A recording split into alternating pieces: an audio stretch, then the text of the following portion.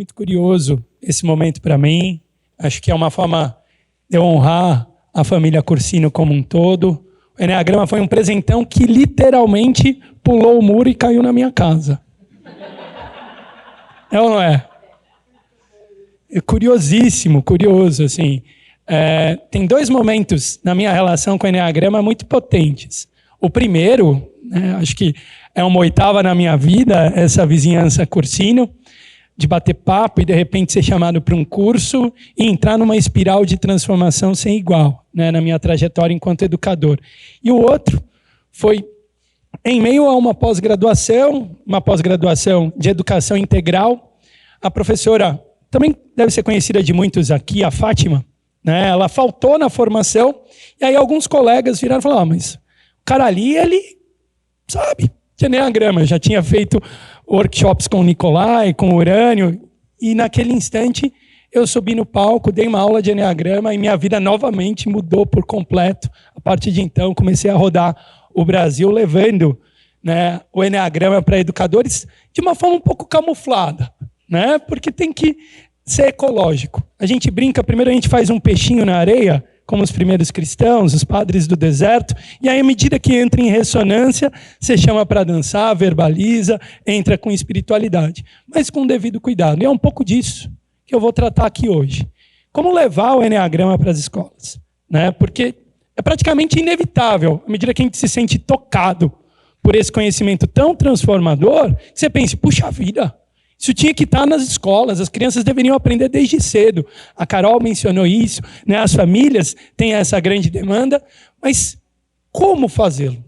Quais seriam as estratégias? Como você adequar devidamente a linguagem, principalmente nesse cenário de mudança planetária ou de revolução digital, para que verdadeiramente os tipos possam ali ingressar e ajudar no desenvolvimento de crianças, alunos, sejam eles estudantes, ou da melhor idade, que é a idade dos adultos que ainda estão em constante desenvolvimento. Tá bom? Então a gente vai falar um pouco disso. Mas qual que é o meu lugar de fala real? Professor. Podgiz. Viciadão no Podgiz, aliás. Então vamos lá.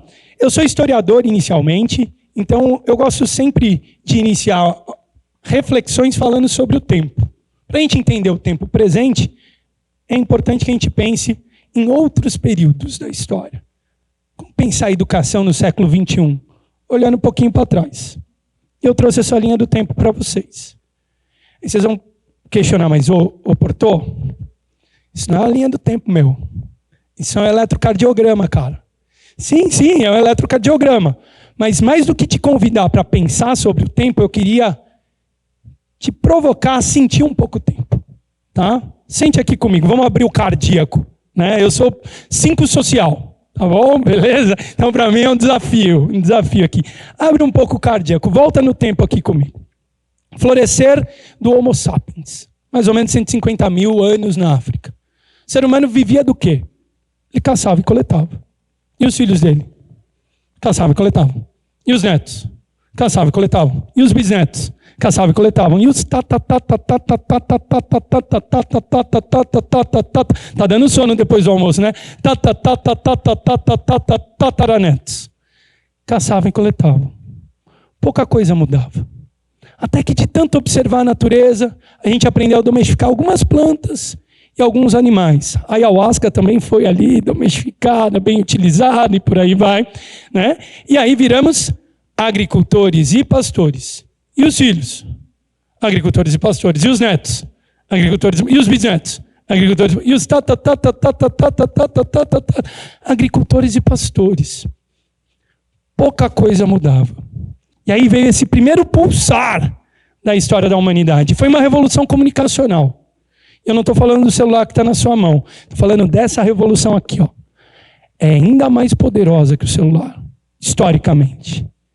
Para todo mundo que trabalha com letramento, sabe o quanto que a escrita é fantástica. Quando uma criança começa a decifrar o código linguístico, meu Deus, ela começa a ler placa. O horizonte dela começa a se abrir, não é? Ela aprendeu a materializar a memória. Ela vai guardar tudo ali. Não sei se já se depararam com essa sensação, mas quando você está abrindo um livro, às Às vezes você está conversando com uma pessoa que viveu milhares de anos atrás. Vou lá ler a República de Platão. E olha que o Platão acessava as ideias santas, hein? Acessava, começou ali o processo. Tenho certeza que o Nicolai trouxe isso para vocês. Quando você está lendo a República de Platão, você está conversando com um indivíduo que viveu 2.500 anos atrás. Quando você vai ler a Bíblia, são saberes de 1.800 anos atrás, chegando em você. Isso é fantástico. E aí, a humanidade começa a mudar. Quando surge a escrita, lá no Egito Antigo, os hieróglifos se constroem, as pirâmides. Depois, a Ágora na Grécia, se debate a filosofia, floresce a democracia, o Coliseu em Roma, vem as invasões dos germânicos, o cristianismo se difunde, Pai Nosso, estais no céu, santificado seja o vosso nome, cruzadas, renascimento comercial, renascimento urbano, renascimento cultural, homem vitruviano, vem o Dante Alighieri lá, os 9 níveis, para cima e para baixo, né? Grandes navegações, conquista da América, aquele saque sem fim, de repente iluminismo, floresce a ciência, a primeira revolução industrial, segunda revolução industrial, trincheira, a primeira guerra mundial, nazi, fascismo, bomba atômica, constrói o muro de Berlim, derruba o muro de Berlim, ataque às torres gêmeas, pandemia, e aqui nós estamos. Pesado, não é? Dá até agonia, não dá agonia? Dá agonia, dá agonia, dá agonia, dá agonia. E ó, só para contar para vocês, falaram aqui da Era de Aquário. Olha a Era de Aquário começando aqui, ó. Vocês acham que a gente está numa tsunami, gente? A gente está numa tsunami de transformação. E o que a gente precisa aprender a fazer? Surfar tsunami. Fala aí, Guteba. Vamos pegar... Reme vai. Entra em flow. A gente tem que aprender a ler o mundo e a entrar em sintonia com ele. E perceber os momentos que a gente pode atuar e impactar. Certo? É esse o convite. A internet está mudando tudo. Mudou a economia, né? Os negócios digitais despontaram, mudou a política. Goste a gente ou não dos resultados, as eleições elas se processam muitas vezes nas redes sociais. É ou não é? E está mudando a educação. Está mudando a educação e que bom, não é verdade? Que bom. Só que todo cenário de mudança, ele exige uma certa habilidade para você lidar com resistência. É um pouco nesse sentido que a gente vai trabalhar.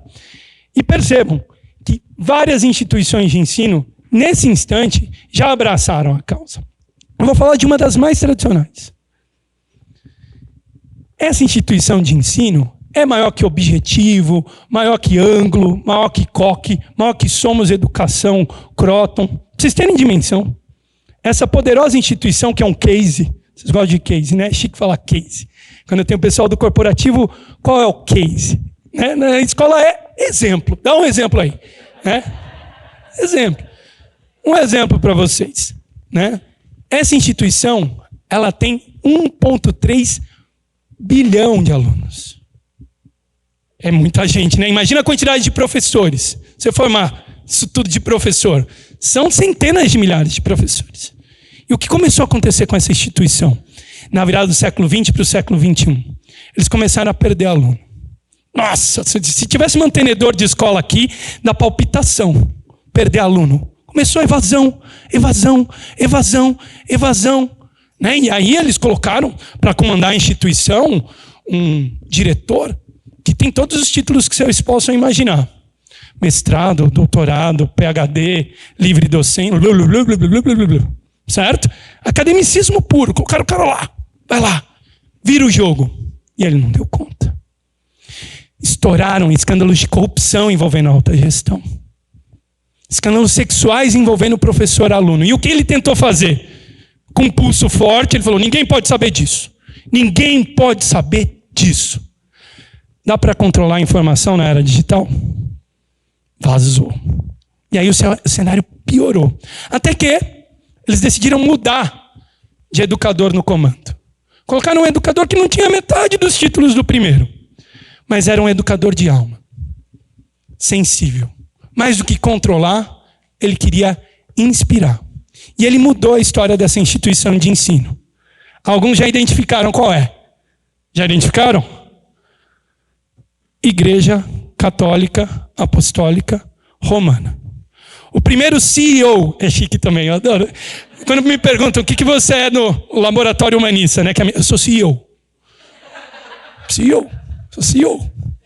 Demais, né? Enneagram Experience, CEO. É isso aí, meu tema, você é o cara. Era o primeiro CEO ou diretor de escola, educador, era o Joseph Ratzinger, o Bento XVI. Todos os títulos que um intelectual na carreira clerical pode ter, ele tinha. Ele deu conta de gerenciar os desvios de verba no Vaticano, no banco? Não. Pedofilia, ele tentou com panos quentes conter, mas não deu certo. E aí ele teve a honradez, isso eu acho muito bonito, de colocar o cargo à disposição. Quando você não dá conta, admita, entregue. E aí quem eles colocaram no lugar? Aquele que não queria a posição. Quem é que pode carregar o anel dos anéis? O Frodo. Por quê? Porque ele não quer. Quem pode ter a varinha das varinhas? Isso eu aprendi com meu amigo Nicolai. O Harry. Por quê? Porque ele vai ser o único capaz de quebrar a varinha, porque ele não quer.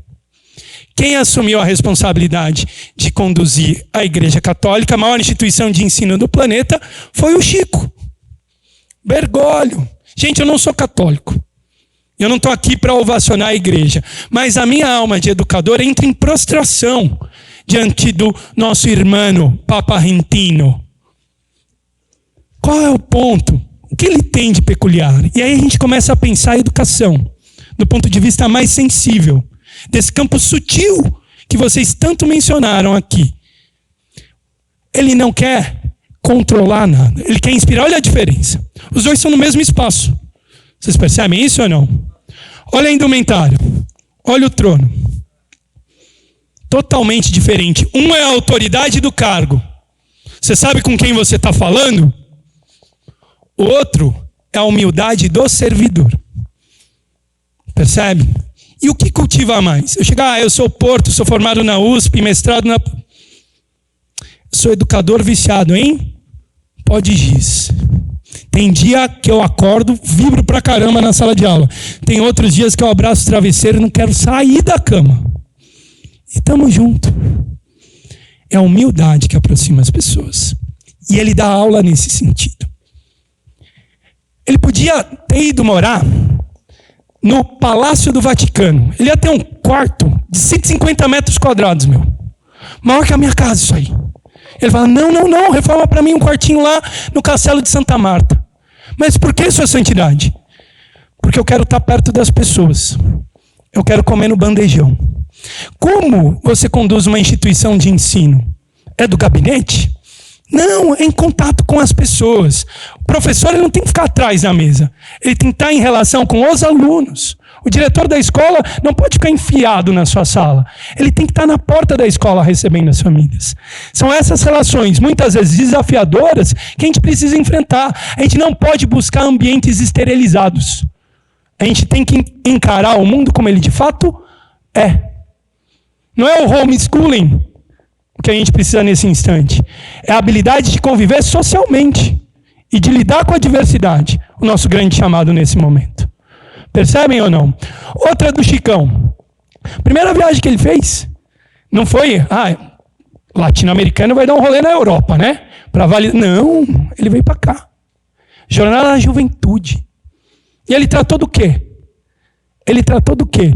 Ele poderia falar sobre as epístolas? Não, ele tratou de sexualidade, sustentabilidade, empregabilidade jovem, que eram os temas que a molecada queria ouvir. A aula no século XXI não é do professor, é da galera. Quais são os temas relevantes nesse instante? Quando ele estava voltando, essa eu acho mais bonita, a última que eu vou falar dele, tá bom? Quando ele estava voltando do Brasil para Roma, os repórteres já estavam em êxtase com o cara. Quem que é esse cara? Quem que é esse papa? Né? De onde que ele veio? Que perfil é esse? Que educador, né? E aí quiseram uma coletiva com ele no avião. Dá para conversar?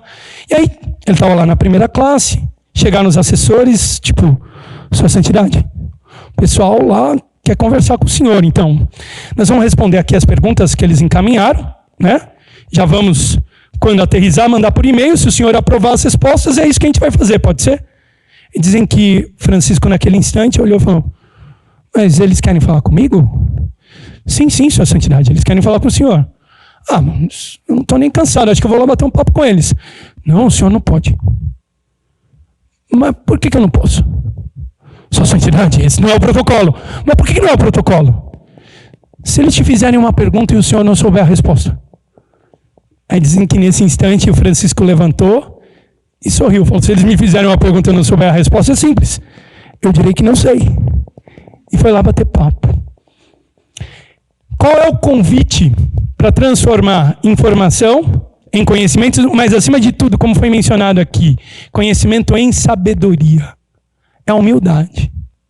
O que estava no oráculo de Delfos, quando Sócrates cruzou em busca da figura mais sábia de Atenas, o que estava escrito? Conheça-te a ti mesmo. E qual foi a resposta que ele deu? Ele estava lá ansioso, né? O Sócrates, na história da filosofia, estava lá ansioso. Atenas estava se perdendo, entrando em conflito com Esparta. Era uma ação desmedida, fruto de uma ambição muito grande por parte dos atenienses.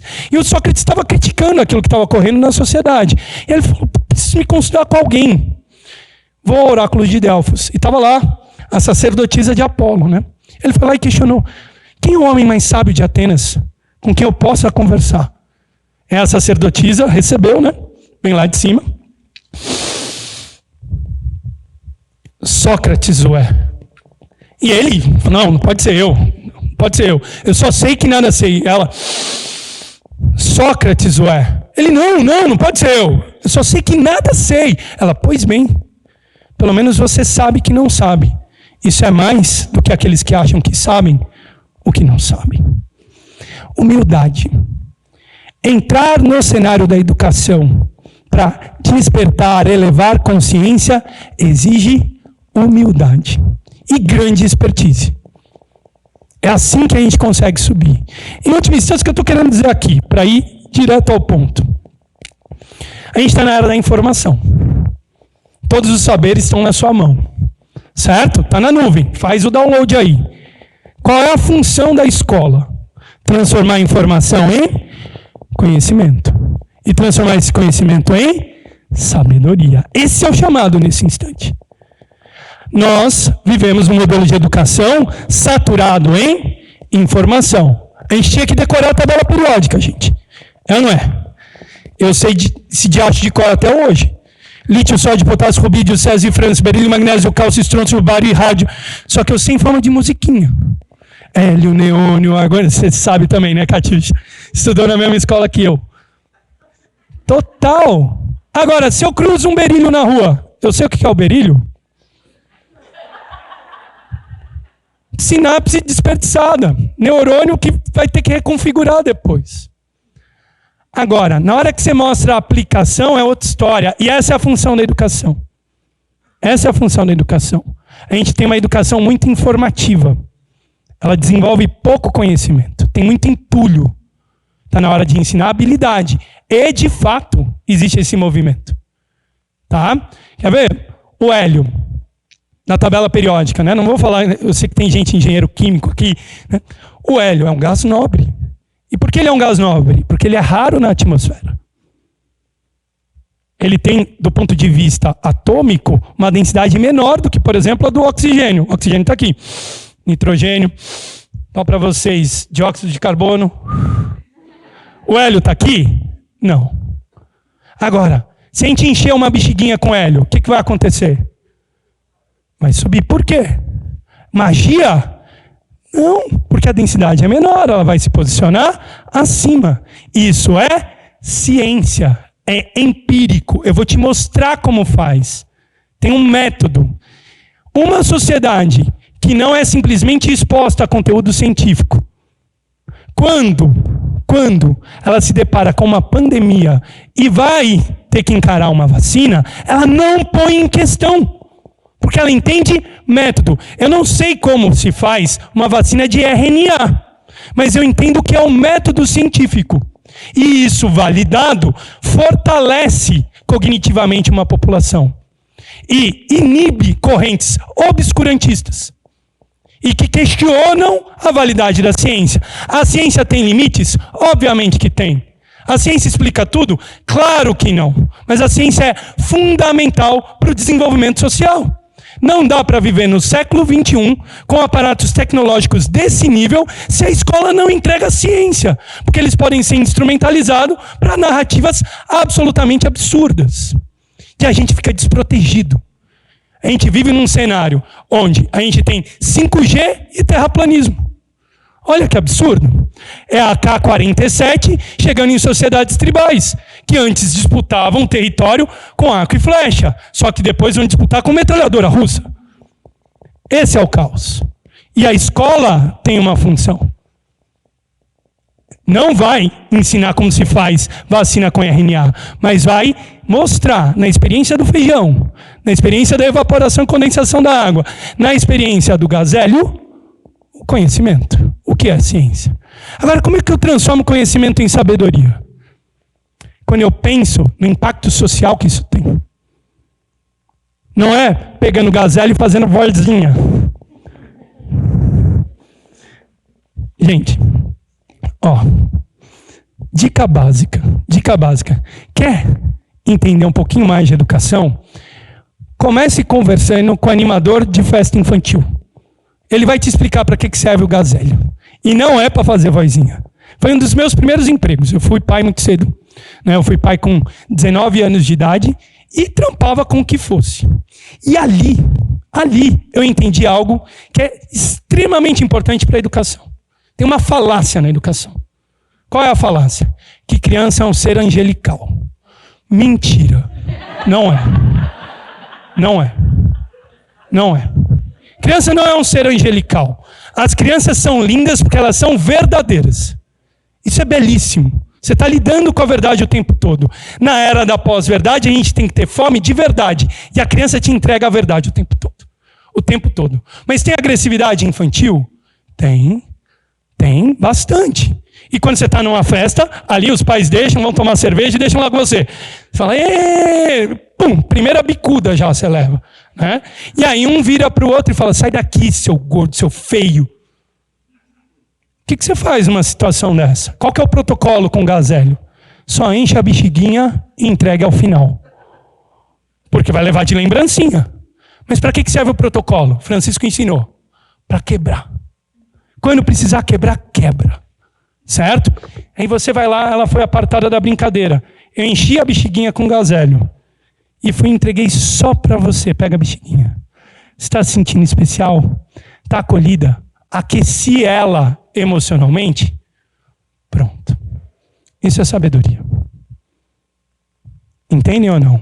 Na era da informação, o que importa é saber o que importa. E o que verdadeiramente importa é se importar. Se vocês abraçaram o Enneagrama e estão num congresso como o de hoje, é porque vocês se importam. Por isso esse momento é tão importante. Esse é o convite para a sabedoria. Informação é dado, conhecimento é ferramenta e sabedoria é ética. Informação é simples, conhecimento é complexo e sabedoria é elevada. E a gente sabe quando a gente está diante dela. E não precisa conversar com o educador no século XXI. 5.000 anos, isso é ensinado. E essa mandala sempre trouxe esse tipo de reflexão. Só que agora, a gente tem uma grande oportunidade para dar uma escala gigantesca nesse sentido. Unir Ocidente, Oriente, passado e presente. E promover uma transformação efetiva. Tá? Agora, isso demanda técnica. E tem técnica. O nome disso é educação integral. É um pouco que eu vou dividir com vocês. Do ponto de vista científico, existem níveis de capacidade cognitiva, mas também existem níveis de capacidade afetiva. Para subir na capacidade cognitiva, você vai na memorização, entendimento, aplicação, comparação, avaliação até o topo, que é a criatividade. Isso orienta a educação cognitiva. Só que a gente tem o desafio, para produzir sabedoria, de orientar a educação afetiva. Essa é a espiral de desenvolvimento afetivo do Ken Wilber, grande amigo do Russ Brunson, e que ajudou justamente a construir os níveis de consciência, construir não, né? Decodificar, porque isso está sendo absorvido, é um download que está vindo, vocês sabem bem de onde, é que eu posso dizer, né? Decodificar os níveis de consciência do Eneagrama. Primeiro nível. E aqui a criança nascendo. É um nível egocêntrico. Você gosta de quem no nível egocêntrico? De você. E você tem que gostar de você. Aliás, a maior parte do seu tempo você vive com quem? Com você. Se você não gostar de você, você está lascado. Certo? Vamos combinar? Vamos combinar. Em primeiro lugar, eu. E a criança está aí, de 0 a 3 anos. A Carol bem mencionou. Tanto que ela se esconde como? Assim, ó. Ela está equacionando você? Não. Ela olha algo que interessa? É meu.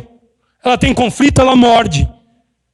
Se você for ver, no adulto isso é um comportamento inaceitável. Mas na criança, como biologicamente ela foi moldada para ser muito, muito sedutora, libera ocitocina de monte em você, você vai acolher, ai, fofinho.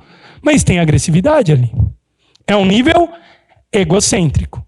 No adulto é psicopata. Os caras que entraram na escola Raul Brasil, lá em Suzano, minha região, e saíram atirando em todo mundo, eles estão em que nível? Em termos de capacidade empática? Nesse. Estão zelando pelo bem de quem? Deles. E acabou. O segundo nível, e a criança vai se desenvolvendo. Certo? Eu gosto de mim, transbordo. Gosto também da minha família. É o nível parental. Né? Gostar de pai e mãe. A criança idolatra pai e mãe. Mitifica. Tanto que quando eles são pequenos, o professor falou mal da minha mãe. E aí, pei, arrebentou o amiguinho. Porque é uma deusa. É a deusa que o sustenta. É Gaia encarnada. É muito importante para ele. Absolutamente fundamental. Certo? Na criança, a gente entende. Agora, quando o adulto estaciona aqui, eu gosto de mim e da minha família. O resto eu quero que se exploda. Às vezes dá vontade. Né? Você fecha a porta. Está todo mundo aí? Desliga o celular. Hoje eu não quero saber de ninguém. Mas dá para viver em sociedade? Não dá. Eu estou por mim e pela minha família, não dá para viver em sociedade. Não dá. Sabe quem opera aqui? Crime organizado. Fernandinho Beramar, excelente pai. Marcola, outro dia saiu no Fantástico, ele orientando o filho como lidar com as drogas. Olha, filho, isso é roubada. Não faça. Nível parental. Agora, você não pagou pelo pó? Incinera. Não é irmão? Não é irmão, não fez pacto de sangue conosco? Incinera. É o parental. Não dá para viver em sociedade. Por isso a gente vai subindo. E a seleção natural nos moldou para chegar nesse estágio aqui. Etnocêntrico. Eu gosto de mim, gosto da minha família e eu gosto da minha tribo. Certo? O parental é muito forte. Tanto, só um detalhe do parental. Ele é tão forte que a gente pode falar mal da nossa família, não pode? Pode. Você pode, você pode. Os outros podem falar mal da sua família? A Ligiane teve um dia, Ligiane é minha esposa. A Thaís vai gostar dessa. Ela estava falando mal da minha cunhada, a Francine. É, porque a Francine, isso. Ela, o que você acha? Eu estava no computador. Eu estava absorto. Eu falei, sua irmã é meio interesseira às vezes. O quê? Porque a sua mãe é demais, né? E aí fala, minha mãe, cara. Pô, Por que ela não permite que eu fale mal da irmã dela? Porque ela não vê amor em mim pela irmã. Aliás, se visse ia ficar meio estranho, né? Mas esse é o ponto. Tem energia afetiva, certo? Mas a gente precisa ir além. O que é o etnocêntrico? É o tribal. Para viver nas savanas africanas, a gente precisa de ir em tribo. Lá 150 mil anos atrás. Precisa. Vai ver largados e pelados. O cara se vira sozinho? Não, é melhor estar em tribo, não é? Muito melhor. Muito melhor estar em tribo. Hoje eu abati um javali. Você não abateu, Nelson? Relaxa. Tudo que nós tem é nós. Vamos dividir. Amanhã, o Nelson tem sucesso. Eu ajudo ele a cuidar dos filhos dele. Ele me ajuda a cuidar dos meus. A gente faz uma comunidade ali. Vem Benício, vem Gael, tal Pedro, tal Bruna, se vira aí. E assim vai. Comunidade. O que é a tribo? São as pessoas que compartilham os mesmos valores, hábitos e crenças com você. têm os mesmos antepassados. Certo? A gente tem tribo na contemporaneidade? Tem. Quer ver um tipo de tribo? Torcida de futebol. Oh, todo poderoso Timão. Né? Tem até símbolo totêmico, gavião. Quer ver outro tipo de tribo? Igreja é tribo. Sindicato é tribo. Partido político é tribo. E qual é a marca da tribo? Constituir laços em oposição a. E esse é o ponto nevrálgico, e aí a educação tem que entrar. Como assim, Porto? O que você está querendo dizer? Quando as crianças começam a chegar na adolescência, elas começam a fazer ali, porque não basta mais, tipo, eu gosto de mim, minha mãe fala que eu sou linda. Eu quero que ele diga que eu sou linda, ou que ela diga que eu sou linda. Não adianta meu pai falar que eu jogo muito. Eu quero ser escolhido para o time. Então eu quero a validação do grupo. E como é que eles começam a fazer amizade? É mais ou menos assim. Como é que é seu nome? Karina. Como é que é o seu nome? Miriam. Miriam, você não achou assim a Karina meio exibida? Você não achou? Fala que sim, pô, senão você estraga aqui o exemplo. Fala que sim. Fala assim, fala assim. Fala. Fala que sim. Você não achou? Tá aí, você achou, não achou? Então você é minha melhor amiga. Qual que é a lógica das crianças? Você não gosta dele? Eu também não. É ou não é, Mairum? Você não gosta daqueles moleques que ficam, Mairum, cara de bum? Eu também não. Tamo junto. É isso. Você não gosta do Palmeiras? Eu também não. Corinthians. E assim vai. Quando eles são jovens, a gente entende. É visceral. O problema é quando o adulto está nesse estágio. Gente, o que eu estou querendo colocar para vocês, que a gente vai alterar a educação, educando antes de mais nada o adulto. O adulto. Para criar um ambiente saudável para as crianças florescerem. Eneagrama é um instrumento muito potente para o adulto. Para a criança ele tem a sua funcionalidade instrumentalizado por um par experiente. A criança está em processo de desenvolvimento. Olha só onde que a gente chega no etnocêntrico. E eu vou trazer aqui um ponto muito doloroso. Tá? Um dos trabalhos que eu faço, eu trabalho com educação política. E a minha função é diluir radicalidade. A gente, na nossa cidade, desenvolveu um trabalho justamente para tentar integrar, depois de 2018, direita e esquerda, conservador e progressista. Tamanho ódio que operou ali. Lembra, Nicolai? E, por intervenção, por um vácuo que se abriu na política, a gente conseguiu emplacar o prefeito.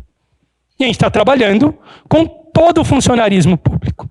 Só que qual que é o ponto? Qual que é o exercício? Certo? Olha o comportamento etnocêntrico. 2018, e vocês estão sentindo isso em 2022. Você não gosta dos petralhas, bandidos, comunas, vermelhos? Eu também não. Você não gosta dos machistas, fascistas, eles não passarão? Eu também não. Eu preciso desumanizar o outro para validar a mim mesmo. Agora, se o petralha comuna vermelho, você está taxando dessa forma, ele for seu amigo de infância. E tudo que vocês têm em comum, vai jogar fora? Se um machista, fascista não passarão, for seu pai, você não vai mais pedir a bênção? Ele deixou de ser uma figura importante na sua existência? E aí? Como você lida com isso? Eu lembro numa formação dessa de educação política, veio um jovem, né? E ele virou, Porto, qual que é o problema do lema? Deus, pátria e família. Gente, para um professor de história ouvir isso é dilacerador. Por quê? Porque a gente volta para a década de 20, do século 20, e lembra que Deus, pátria e família é o lema do fascismo. Benito Mussolini instrumentalizou a ideia de Deus, a ideia da pátria, a ideia de família, para perseguir todo mundo que não concordava com a visão que ele tinha de Deus, da pátria e da família. E eu fui verborrágico com um garoto. É um líder evangélico de 21 anos de idade. Enzo, o nome dele. E aí ele reagiu. Isso é fantástico na educação. Quando alguém te chama para dançar. Ele falou, Porto, eu entendi. Deus me livre isso acontecer com o Brasil. Mas qual o problema de eu gostar de Deus? Qual o problema de eu zelar pela minha família?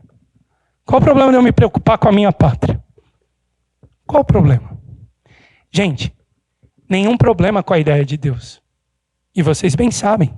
Desde que a gente entenda que o sagrado tem múltiplas faces. Ele tem uma face hindu, ele tem uma face budista, ele tem uma face cristã evangélica, cristã católica, espírita da Umbanda, do Candomblé, e tem muito ateu, que é profundamente ético, sem acreditar em Deus, se assim for Deus. E a gente não precisa de tolerância. Tolerância é etnocêntrico bem intencionado. Olha que triste isso. Everton, eu te tolero. Soou bem? Não soou bem. Everton, eu te respeito. Respeito. Everton, você seguiu um caminho que não é o meu. Mas ao te conhecer, eu percebi o quão bacana você é. Por isso você merece o meu respeito. Tolerância tem complexo de superioridade. Olha a vaidade. Para educar, você precisa compartilhar a vulnerabilidade. Aí você conectou. Nenhum problema com família, desde que a gente entenda que tem vários modelos de família. Tem a família heteronormativa? Tem. Tem a família homoafetiva também. Tem a família conduzida por uma mulher só, por um homem só que põe os filhos nas costas e vai. Tem irmãos que se fecham. E tem homem com homem, mulher com mulher, e tudo bem. E nenhum problema com pátria. Desde que a gente entenda que verde e amarelo pertence a todo mundo. Verde e amarelo é da direita? É. O que a direita quer? Prosperidade? Eu quero. Vocês não querem? Eu quero. Só que o verde e amarelo é da esquerda também. Ela quer o quê? Justiça. A gente vive num país profundamente desigual? Sim. O verde e amarelo é do conservador? É. O que ele quer? Segurança? Respeito à tradição? Ok. E o verde e amarelo também é do progressista. Sem liberdade ele não vive. O verde e amarelo é de todo mundo. Na hora que a gente entender isso e sentir isso, a gente está no antropocêntrico. E só existe escola de verdade aqui. Aqui presta de serviço para o século XXI. Escola não é espaço de racismo. Escola não é espaço de homofobia, de patriarcalismo, de radicalidade. É espaço onde você combate isso tudo e eleva a consciência. Se você pensar Deus, pátria e família dessa forma, você não está respeitando só a Bíblia e a mensagem de Jesus. Você está respeitando uma carta fundante de todas as escolas, que é a Declaração Universal dos Direitos Humanos. Onde que a gente chega no antropocêntrico? Com a ciência e com os direitos humanos. A gente não pode brigar que isso aqui é gravidade, gente. Não dá para brigar. Ciência não se constrói assim. E a gente não pode questionar direitos humanos, que não é nem de direita nem de esquerda. Um princípio dos direitos humanos, proteção à propriedade. Isso é algo da esquerda? Isso é da esquerda? Liberdade de expressão, da esquerda? Agora, direito à saúde, é da esquerda. Direito a um trabalho digno, é da esquerda. É aqui que se constrói a educação, mostrando a unidade da humanidade. A gente tem diversidade, a gente tem 9 raios, mas a gente tem uma fonte só. E aí, nesse sentido que o Enneagrama exerce uma função magnífica. Aliás, o Enneagrama pode levar a gente até lá em cima. Até lá em cima. Nível ecocêntrico, tá? O antropocêntrico é: eu gosto de mim, gosto da minha família, gosto do meu povo, entendo e sinto a unidade da humanidade. Para ser professor tem que estar aqui. Senão não pode entrar em sala de aula. Só atrapalha. Para lidar com disrupção tecnológica do século XXI, para lidar com o aquecimento global, para lidar com crise econômica em escala planetária, gente, com pandemia, só se estiver aqui. A gente tem que ter vacina, mas tem que estar todo mundo vacinado. Não dá para você ter 7 correndo na sua veia e tem gente no planeta que não tomou a primeira. Porque a gente está faturando com isso. Não dá. A gente tem que pensar como humanidade. Agora, sobe mais. É o ecocêntrico. Eu gosto de mim, da minha família, do meu povo. Entendo e sinto a unidade da humanidade e percebo uma irmandade entre todos os seres cientes. Arrou. Percebe que dá para chegar aqui desde muito tempo, amigo. Muito tempo. Tem muitas tradições que ali alcançam. Agora, se você está aqui, fala, eu sou vegano, eu sou ecocêntrico. Agora, tem essa galera aí que come churrasco, eu queria que morresse. Criou uma tribo. E com gente para odiar. Escola não é espaço de ódio. É espaço de boa luta. Gente, não dá. Volte 2 casas. Não dá. Gente, a gente tem que se sensibilizar com o maltrato animal. Mas não dá para você ter como causa número 1 maltrato animal se tem criança que está fora da escola. Se tem gente passando fome. A gente tem condição de produzir comida e alimentar o planeta todo. Tem gente que morre porque come demais. Enquanto tem gente que morre porque não tem o que comer. Tem gente que morre de cólera ainda. E aí? Vamos pro play? Essa é a boa luta. Essa é a boa luta. Cosmocêntrico. Isso aqui eu conheço meu lugar na fila do pão. Não chego. Bato no meu vizinho, Nicolai, como é que é isso aqui? Eu só experimento cosmocêntrico mais ou menos assim. Gosto de mim, gosto da minha família, gosto do meu povo. Entendo e sinto a unidade da humanidade, percebo uma irmandade entre todos os seres cientes, né? Me emociono diante da natureza. Cosmocêntrico é, sabe aquele dia de férias, céu estrelado, você está olhando lá para o céu, falando, nossa, a luz dessa estrela levou milhões de anos para chegar aqui. Ela pode nem mais estar lá. Que bonito, né? Do pó fomos feitos e ao pó retornaremos.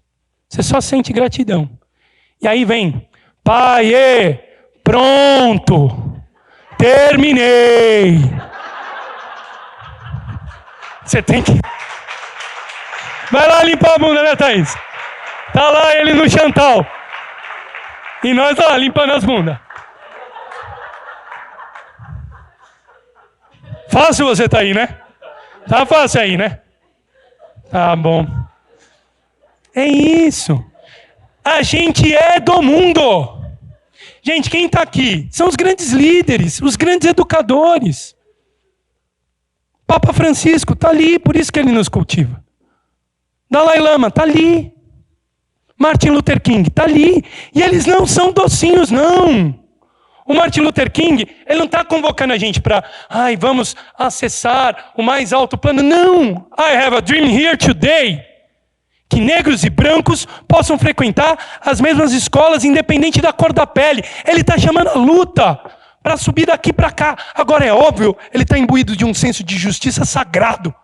Mas ele está falando de Deus o tempo todo? Não, mas o ato de educar é sagrado. Percebe ou não? E tem raiva. Claro que tem raiva, mas não fechou o afeto. Porque a raiva tem uma energia de realização. É isso. Esse é o chamado da nossa geração.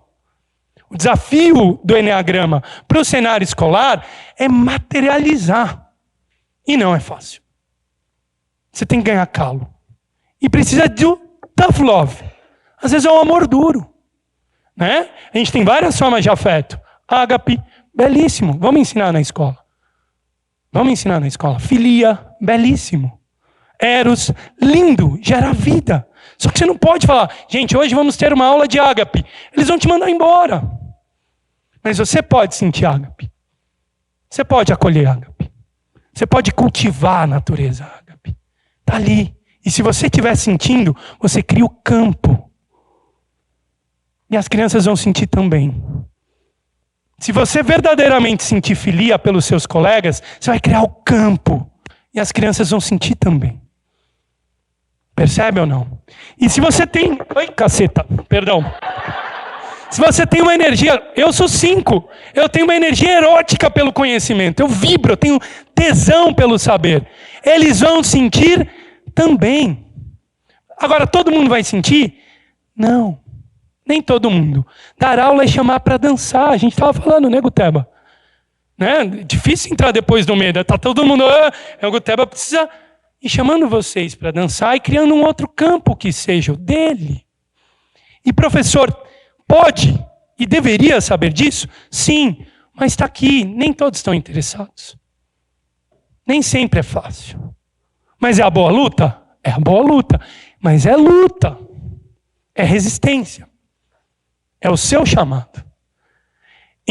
Bateu na porta de uma escola, sinta o peso da responsabilidade. Tem trabalho ali para você. Tá? Vou dizer caminhos de entrada para isso. Tá bom? Agora lembrem-se. Quem busca isso aqui é apedrejado por quem está aqui. Quem matou Luther King? Negros, afrodescendentes. Ô negão, você está atrapalhando? Como assim? Fazer amizade. Quem matou o Gandhi? Quem matou Gandhi? Hindus. Como assim uma Índia para todos os povos? Percebam que eles só estão chamando a galera para cá. Quem matou o Joshua? Jesus. Hebreus, como assim? Nós somos o povo escolhido. Você está falando que todos são iguais perante a Deus? Você está louco? A raiva, quando ela cresce a tal ponto e fecha o afeto, ela vira ódio. E não falta discurso de ódio. E está na escola. E a gente precisa cuidar disso. Avançando aqui. O Enneagrama deve entrar. Eu tenho um canal no YouTube, faço parte. Tem os 9 tipos de professores. Depois eu divido com vocês. Seguindo a estratégia do Meda, são 5 minutinhos de cada N a professor. Certo? Beleza? Não entrega tudo. Tá certo? Certo. Tá. Mas como é que a gente entra para ser ecológico? Gente, a educação está numa grande transformação nesse instante. O Brasil está implementando a Base Nacional Curricular Comum. É um baita desafio, porque os educadores são muito conservadores. Muito conservadores. Eles não gostam de mudança, eles preferem dar a mesma aula. A mesma aula. Certo? Mas tem uma oportunidade que a gente não pode deixar virar letra morta. A Base Nacional Curricular Comum justamente quer transformar a educação informativa em uma era de conhecimento e sabedoria. Para vocês, eu sei que tem um monte de engenheiro aqui, vocês adoram frame. Frame é legal falar também. Adoro frame. Opa, deixa eu voltar.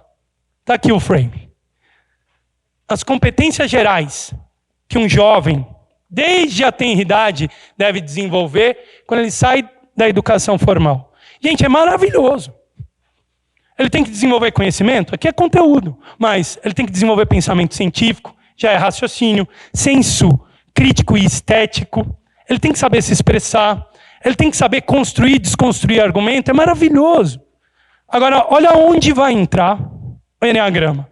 Não só a cultura digital, mas está aqui uma competência geral, autogestão. Pela primeira vez a educação está nos convidando a não só olhar para fora, mas olhar para dentro. Ele tem que desenvolver autoconhecimento e cuidado. Ele tem que ter empatia e cooperação. Ele tem que ter autonomia. Das 10 competências máximas que um jovem deve desenvolver ao passar pela educação formal no Brasil, isso aqui não foi só a gente que desenvolveu. O nosso é uma adaptação da de Singapura e da Inglaterra. Tá? Então isso aqui é um currículo internacional. Das 10 competências, 4 envolvem a seara onde o Enneagrama tem grande colaboração. Certo? E para quem está a fim de entrar, vai aqui uma forma de você decodificar. Como é que você põe o seu primeiro passo dentro das escolas? Opa! Hoje, a educação é tomada por modismos e tem lá os seus códigos, né? Suas expressões específicas e por aí vai. Você tem desenvolvimento de competências socioemocionais. Que é a educação socioafetiva, é olhar para as emoções. Isso aqui é muito Enneagrama. Muito. E também projeto de vida. Aqui, educação fundamental e aqui, em especial, ensino médio. Você começa ajudando o menino a identificar as emoções, a entender porque ele se sente assim, a aplicar a emoção se ele conseguir, a avaliar os contextos onde ele está sentindo, em algumas circunstâncias até criar a emoção para poder executar algo.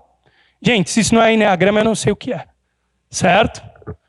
Agora, projeto de vida no ensino médio. Ele descobrir a sua própria arete, o seu talento e florescer nisso. Realizar a si mesmo, realizar a sua família, realizar o seu povo, realizar o mundo É nesse sentido que se caminha. E o meu trabalho vem justamente aqui. Eu levo Enneagrama para as escolas, as que me permitem verbalizar Enneagrama, para essas duas searas, certo? Se não, a gente faz o peixinho e chama a galera para dançar. Eu trabalho em 2 prefeituras. Uso Enneagrama o tempo todo, mas não necessariamente falo. Não com os professores. Eu começo com os diretores.